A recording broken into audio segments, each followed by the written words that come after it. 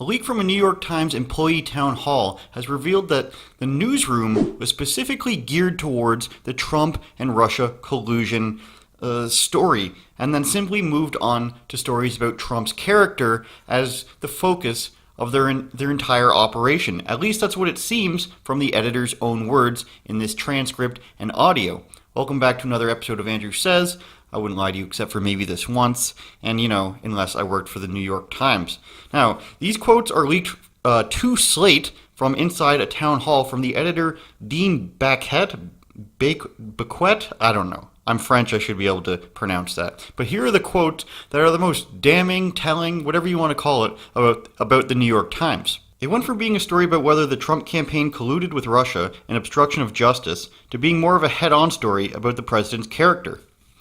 Now, is that necessarily bad in and of itself? No, I don't think it is, especially when you think about everything that went into exploring President Bill Clinton's character, both then and obviously now Jeffrey Epstein, cough, cough. But for an entire newsroom to be dedicated to taking down a president seems pretty biased to me. Doesn't seem like objective journalism. And considering we are looking at this through hindsight, we can kind of say that it was probably done under false pretenses given what we know now, especially when you factor in the following quote. "We built our newsroom to cover one story, and we did it truly well. Now we have to regroup, shift resources, and take on a different story." Again, why focus on just one story? Is that what entire newspaper with the history of the New York Times is supposed to do? This doesn't make them look good, and when you have a supremely specific bias here, you should probably be more open about it as opposed to just revealing it behind closed doors. It seems very petty. It's like me saying that I'm going to just focus all of my resources and this entire channel, all my social media and everything, on taking down the Young Turks. Of course, I don't have to do that. They suck pretty bad on their own, so take that how you ever please. So, what's the next story? What's he talking about? Let's move on to the next story. Well, a staff member then poses this question, this comment. These conversations about what is racist, what isn't racist. I just feel like racism isn't everything. It should be considered in our science reporting, our culture reporting, in national reporting.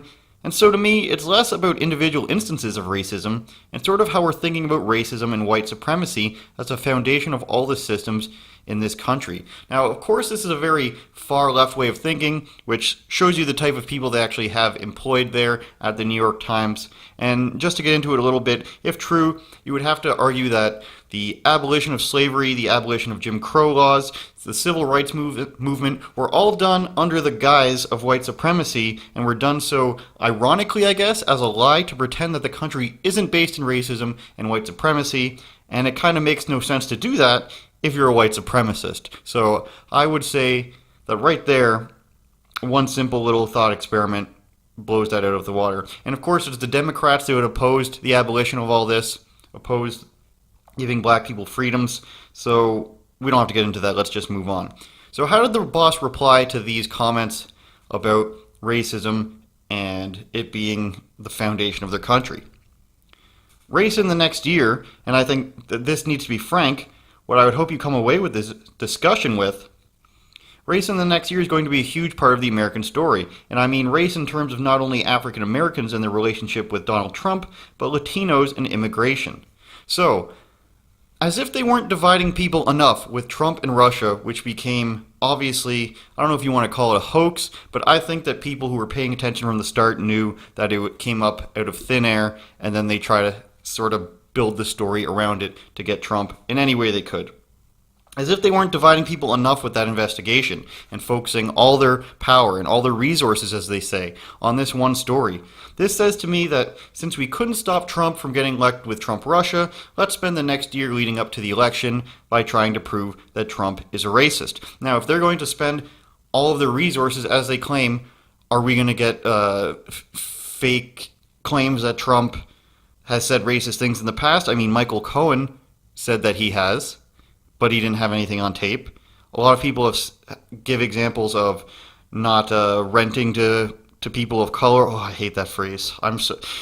Just as a side note, people of color was not a term for the last 20 years until Trump was elected. People brought it back to try to lump all people who are non-white together as victims of Donald Trump and as a collective. And I really think that bringing that phrase back in itself is prejudice or racist, if you want to call it, because you're saying that basically anyone who's non-white is the same. Is a Chinese person the same as a West African? Of course not. And they don't have to think alike. They don't have to have a monolith. People who are black from different countries or even different parts of the United States think completely differently because their lifestyles are completely different. So I think it's a nonsense idea to begin with. So I think they're going to spend the next year trying to prove that Donald Trump is racist because you know what? They have nothing less. You have credible arguments to Donald Trump not being reelected. You could go the budget being exploded, the deficit, sorry. You could go with the deficit spending. You could go with the budget, matter of fact. You could go with why don't they provide free college, because in some cases that's affordable, and in some cases it's obviously not, depending on where you're funneling your money to as a federal budget. So there are valid ways to argue against Donald Trump, but they've dug in so far. Their trench is so deep. It's not a 2-meter trench or a 5-foot trench in World War II. It's a 30-foot trench leading to a bunker that you cannot get out of. So they have to keep going all in. And what I want to know from you guys is this a good idea? Is this what the reader should just expect from the New York Times and frankly probably the Washington Post at this point? I don't think there's any secret there. Should they be more open about their biases in the reporting? Or is that up for you and me, the readers of all these things, to find out and figure out for ourselves? Let me know.